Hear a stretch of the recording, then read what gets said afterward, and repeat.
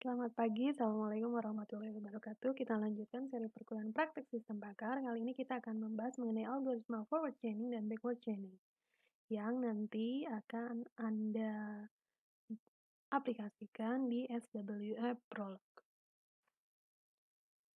Kita lihat dulu mengenai algoritma forward chaining dan backward chaining. Jadi, proses algoritma forward chaining based on data driven.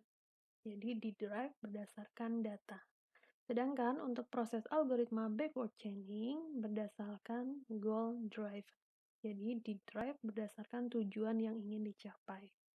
Nah, kedua proses algoritma forward chaining ini sama-sama digunakan untuk melakukan proses pencarian dengan kriteria itu. Sekarang kita lihat yang pertama untuk algoritma forward chaining. Dimulai dengan data yang tersedia dan menggunakan aturan-aturan inferensi untuk mendapatkan data yang lain sampai sasaran atau kesimpulan didapatkan. Biasanya menggunakan dalil hipotesa atau klausa if-then. Juga, algoritma forward chaining ini digunakan untuk hal-hal yang berkaitan dengan perencanaan, pemantauan atau monitoring, kontrol atau kendali, dan aplikasi interpretasi. Sekarang kita lihat contoh dari algoritma forward chaining. Misalkan ada pernyataan seperti ini, jika hotspot muncul di areal hutan gambut kering, maka hotspot tersebut menjadi indikator kebakaran areal hutan. Ini berdasarkan dari beberapa paper bahwa ada dikatakan bahwa proses pendugaan hotspot sebagai indikator terjadinya kebakaran areal hutan. Kemudian, pernyataan yang lainnya adalah jika areal hutan gambut rendah kandungan bahan organiknya, maka areal hutan gambut dikatakan kering. Nah, sekarang kita akan aplikasikan algoritma forward chaining. Jadi, algoritma forward chaining ini di-drive berdasarkan data. Jadi, diketahui data bahwa areal hutan gambut rendah kandungan bahan organik. Karena itu, areal hutan gambut kering. Setelah itu, maka karena itu hotspot muncul di areal hutan gambut menjadi indikator kebakaran areal hutan.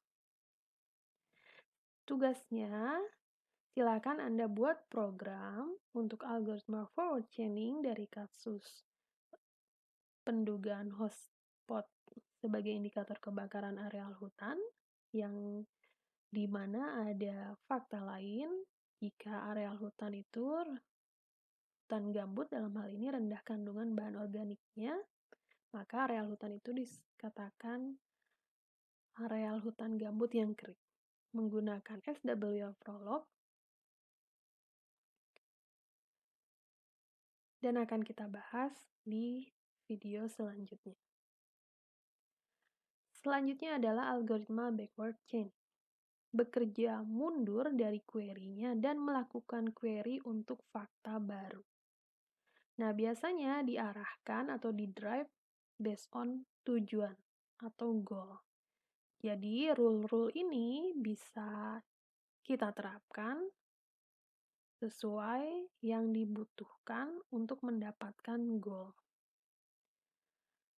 Biasanya, algoritma backward chaining digunakan untuk hal-hal berkaitan dengan proses pengklasifikasian atau diagnosa. Sekarang kita lihat contoh dari algoritma backward chaining. Sama seperti tadi, misalkan dengan jika ada hotspot muncul di areal hutan gambut kering, maka hotspot tersebut menjadi indikator ke areal kebakaran hutan.